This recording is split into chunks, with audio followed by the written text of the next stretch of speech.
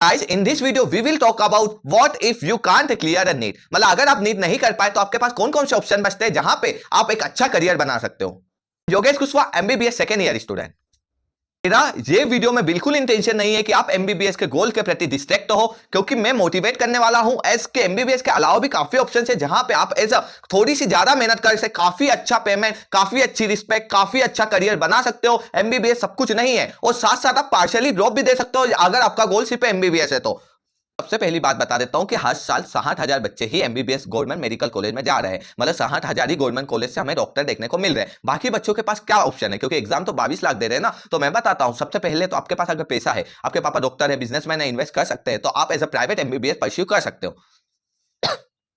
अब काफी लोग मेरे से पूछेंगे कि भैया हम प्राइवेट एमबीबीएस ही कर लेते तो आपका वीडियो नहीं देखते, हमारे पास पैसा होता तो हम वीडियो नहीं देखते। तो मैं बताऊंगा कि आप स्कॉलरशिप भी ले सकते हो और वहां पे एमबीबीएस कर सकते हो, लोन भी ले सकते हो। मैं सब चीजें एक्सप्लेन करूंगा, थोड़ा ध्यान से देखना। तो अपन स्टार्ट करते हैं। सबसे पहली बात, अगर प्राइवेट एमबीबीएस आप करने का सोच रहे हो तो यहाँ पे इन्वेस्टमेंट काफी ज्यादा हाई है। अप्रोक्सीमेटली 60 लाख रुपए पर कॉलेज वेरी करती है, और मतलब कॉलेज टू कॉलेज भी वेरी करती है और स्टेट टू स्टेट भी वेरी करती है। जैसे कि आप एज एमपी की बात करें तो एमपी में एक अच्छी प्राइवेट मेडिकल कॉलेज की फीस 1.5 करोड़ से 2 करोड़ भी हो सकती है, ठीक है। और आपकी सैलरी एज एमबीबीएस के पास 60,000 70,000 से ज्यादा नहीं हो सकती। आपके पास अच्छा हॉस्पिटल आ गया एम्स जैसा तो 90,000, मतलब आपको 20 साल लग जाएंगे इसको वापस से कवर अप करने में। जिसका मतलब है कि यहाँ पे इन्वेस्टमेंट प्रॉपर नहीं है। जिनके पास पहले से पैसा नहीं है उनको प्राइवेट एमबीबीएस नहीं लेनी है, क्योंकि आपको एमबीबीएस के बाद पीजी नहीं निकली तो आपको दिक्कतें फेस करनी पड़ेगी। तो आप एज अ गवर्नमेंट एमबीबीएस यहाँ नहीं चूज कर पा रहे तो पीजी में भी काफी मुश्किल होगा आपके लिए। मैं एज आपको डिमोटिवेट नहीं कर रहा हूँ, रियलिटी से आग्रह कर रहा हूँ। तो आपके पास नहीं पैसा है तो प्राइवेट एमबीबीएस एक अच्छा ऑप्शन नहीं होता है। अगर स्कॉलरशिप नहीं मिल रही है तो आप स्कॉलरशिप की बात करें तो स्कॉलरशिप की बात करें तो पहले मध्य प्रदेश को लेते हैं। तो मध्य प्रदेश में मेधावी योजना लगती है, जन कल्याण योजना लगती है, पोस्ट मैट्रिक लगती है, जिसमें गवर्नमेंट पूरा का पूरा पेमेंट देती है। प्राइवेट कॉलेज में 17 लाख हो, 18 लाख हो, 19 लाख हो, पूरा पेमेंट गवर्नमेंट दे देती है। तो आपको 1 रुपया भी खर्च नहीं करता। बस 5 साल की बॉन्ड देती है, 3 साल की बॉन्ड देती है, 2 साल की बॉन्ड देती है। एज स्कॉलरशिप वेरी करती है। हर स्टेट में कोई सी स्कॉलरशिप है, कुछ स्टेट्स नहीं है जिनमें नहीं है। तो आपको अगर दूसरे स्टेट का जानना है कि कौन कौन सी स्टेट में स्कॉलरशिप वगैरह है तो आप कमेंट कर सकते हो, मैं नेक्स्ट वीडियो इस पे ही ले आऊंगा, ठीक है। तो भैया इसके बाद हमारे पास क्या ऑप्शन है, तो तुम्हारे भैया बताएंगे इसके बाद आपके पास क्या ऑप्शन है। तो इसके बाद हमारे पास ऑप्शन है प्राइवेट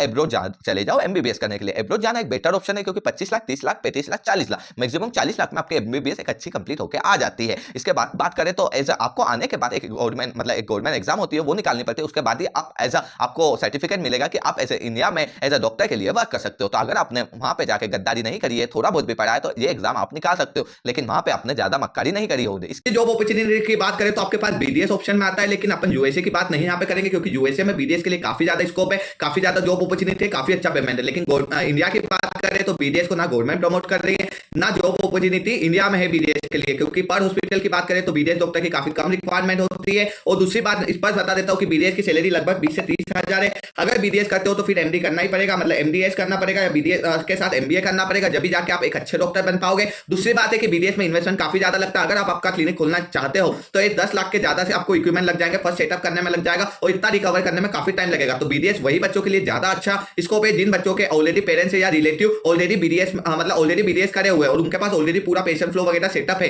वही बच्चों को जाना चाहिए, क्योंकि वहां पे इक्विपमेंट वगैरह जितने भी लगते हैं ये ऑलरेडी तुम्हारे पास रहेंगे, पेशेंट्स ऑलरेडी तुम्हारे।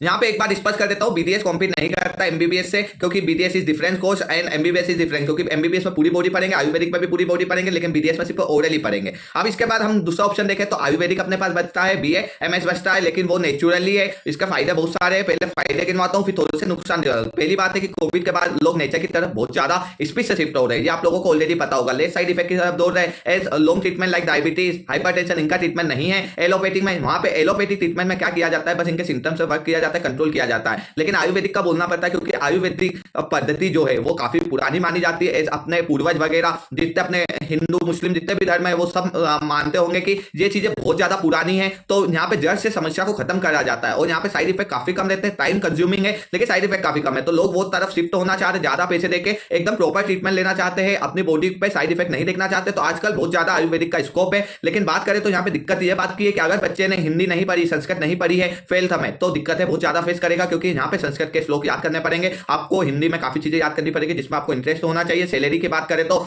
लगभग 30,000 से 50,000 देखने को मिल जाती है। साथ साथ एमबीबीएस के जैसे यहाँ पे स्टेपेंड देखने को भी मिल जाता है। और यहाँ पे मैं एक बात सबसे स्पष्ट रूप से बता रहा हूँ, जैसे कि एमबीबीएस में 12,000 मिलते तो आयुर्वेदिक में 10,000 के करीब स्टेपेंड मिलती है। लेकिन यहाँ पे एक बात थोड़ा ध्यान से सुन लेना कि जो आयुर्वेदिक कॉलेजेस है इसमें ध्यान रखना कि आपको अच्छी कॉलेज लो जहाँ पे पेशेंट आए, क्योंकि एमबीबीएस में तो ऐसा कि कम पेशेंट भी आएंगे फिर भी तुम बाहर सीख लोगे, लेकिन आयुर्वेदिक में पूरा पेशेंट पे ही डिपेंड करता है। तो आपको वही हॉस्पिटल लेना जहाँ ऑलरेडी पेशेंट्स वगैरह आते हैं आयुर्वेदिक ट्रीटमेंट लेने के लिए, क्योंकि काफी आयुर्वेदिक हॉस्पिटल एलोपैथिक के साथ अटैच रहते हो, वहाँ पे एलोपैथिक का सिखाते हैं, आयुर्वेदिक का नहीं सिखाते। तो आप आयुर्वेदिक के बनने वालों तो एलोपैथिक की प्रैक्टिस करो, लेकिन साथ साथ आयुर्वेदिक का बहुत डीपली नॉलेज होना चाहिए। फिर होम्योपैथिक की बात करें तो होम्योपैथिक में कोई स्कोप नहीं है। होम्योपैथिक बीएचएमएस बोलते हैं, फैमिली में अगर है तो फिर दिक्कत नहीं है, नहीं तो कुछ स्कोप नहीं है। लाइक मैं बता देता हूँ, लाइक ये बोतल है तो बोतल में एक बूंद दवाई लेंगे, बाकी पानी लेंगे, उसको डाइल्यूट करके लेंगे तो वो आपने एक इफेक्ट सुना होगा कि लाइक शक्कर की गोलियां खिला दी, समझ रहे हो, शक्कर की गोलियां खिला के माइंड में ये बता दिया कि हम तुमको ट्रीटमेंट कर रहे हैं और इंसान ठीक हो जाता है। इसी टाइप से मेरे को जहां तक लगता है होम्योपैथिक वर्क करता है। और दूसरी बात मैंने आयुर्वेदिक की नहीं बताई कि आयुर्वेदिक को काफी लोग डॉक्टर नहीं मानते, जो उनके सुपीरियर है, लाइक एमबीबीएस वाले लोग उनको डॉक्टर नहीं मानते, लेकिन ऐसा नहीं है, वो डॉक्टर है, लेकिन सोसाइटी से ये चीजें फेस करनी पड़ेगी। तो उसके लिए आपको प्रिपेयर कर रहा हूँ, मैं डिसरिस्पेक्ट नहीं कर रहा हूँ, ही इज अ डॉक्टर और बहुत अच्छे डॉक्टर है, लेकिन मैं जो रियलिटी है वो चीजें बता रहा हूँ। होम्योपैथिक को तो बिल्कुल काफी लोग डॉक्टर नहीं मानते, उनको तो बकवास मानते, ऐसा नहीं है, वो भी अपना एक मतलब आयुर्वेदिक है, एमबीबीएस है, हर ट्रीटमेंट है, ऐसे ही हर अलग अलग चीजें हैं उसमें ये इंक्लूडेड है। काफी अच्छा कोर्स है, लेकिन इसमें फैमिली रहती है तो दिक्कत नहीं आती और लोग इसके पे ज्यादा ट्रस्ट अच्छे से नहीं कर पा रहे। लेकिन हर स्थिति में आप देखोगे कि एक दो होम्योपैथिक डॉक्टर काफी ज्यादा फेमस है जो इस एमबीबीएस से भी ज्यादा कमा रहे हैं। इसके बाद अपने पास वेटलरी का आता है, तो वेटलरी में तो अनसन वाला स्कोप है, क्योंकि वेटलरी में आजकल लोग अपने कुत्ते पाल रहे, बिल्ली पाल रहे और उनके छोटे छोटे हेयर कट के लिए उनके थोड़ी सी दिक्कत होने पर उनको लेके जाते हो 10-10 हजार रुपए इन्वेस्ट कर देते हैं। तो इसमें काफी ज्यादा है, क्योंकि आजकल की अगर तुम हायर सोसाइटी मतलब हायर स्टैंडर्ड वाली सोसाइटी में वर्क करते हो तो तुम्हें पैसा ही पैसा मिलेगा, तुम्हारे बोलने की जरूरत है, लोग देने को तैयार इतना ज्यादा उनके पेट एनिमल से प्यार करते हैं। तो वेटलरी में काफी स्कोप है। गवर्नमेंट जॉब में आपको संघर्ष करना पड़ सकता है, क्योंकि वेटलरी करने के बाद आपको गवर्नमेंट जॉब के लिए तैयारी करना पड़ता है। इसके बाद बात करें तो बी फार्मा में आप एमआर बन सकते हो, आपकी मेडिकल शॉप खोल सकते हो। आपको एक बात पता ही होगी कि आपकी सिटी में एक मेडिकल ऐसी होगी जो एज अ जो पीजी डॉक्टर होगा उससे भी ज्यादा कमा रहे होंगे। तो आपको बस देखना है कि आप कहाँ पे आपकी लोकेशन पे मेडिकल खोलना चाहते हो तो कर सकते हो, एमआर बन सकते हो। मतलब काफी चीजों का स्कोप, ऐसा नहीं है कि एमबीबीएस ही सब कुछ है और इसमें अपना बेस्ट दे सकते हो। नर्सिंग की बात करें तो इस नर्सिंग की तो हमेशा रिक्वायरमेंट होगी, डॉक्टर कम होंगे तो चलेगा लेकिन नर्सिंग स्टाफ होना चाहिए। सबसे दिल से मैं रिस्पेक्ट नर्सिंग वालों को करता हूँ, उनको लोग डॉक्टर नहीं मानते, लेकिन वो एज मैंने देखा है जब तुम्हारे पापा जब मेरे दादाजी बीमार थे, जब मैंने देखा कि डॉक्टर से ज्यादा नर्स वगैरह ही काम में आते हैं, तो अगर नर्स लोग देख रहे हैं तो मेरे को दिल से उनको सबसे ज्यादा रिस्पेक्ट करता हूँ कि उन्हें वो रिस्पेक्ट देना चाहिए। मैं सभी से विनती करता हूँ कि आप एमबीबीएस करो, आयुर्वेदिक करो, होम्योपैथिक करो, बी फार्मा जो भी करो, एज नर्सिंग वालों को रिस्पेक्ट मिलनी चाहिए, क्योंकि वो लोग जितना मेहनत करते हैं मेरे को इनडायरेक्टली लगता है इतना तो मेन डॉक्टर भी नहीं करता। ठीक है, वो डॉक्टर ज्यादा पढ़ के आता है, लेकिन पूरे टाइम वो नर्स वो पेशेंट पे बिकाती है, उसको पता रहता है कब मेडिसिन देना है, क्या करना है, कैसे बात करनी है, तो उन पर मैक्सिमम चीजें डिपेंड करती है। डॉक्टर तो क्या है, कभी रूड हो जाते हैं, कभी अच्छे हो जाते हैं, लेकिन पूरे टाइम वो नर्स के साथ रहते हैं, पूरे टाइम पेशेंट सिर्फ वो नर्स लोगों से अटैच रहते हैं। तो यहाँ पे गर्ल्स के लिए ज्यादा स्कोप है, बॉयज के लिए थोड़ा सा कम है, लेकिन हमेशा ही इसकी डिमांड रहेगी।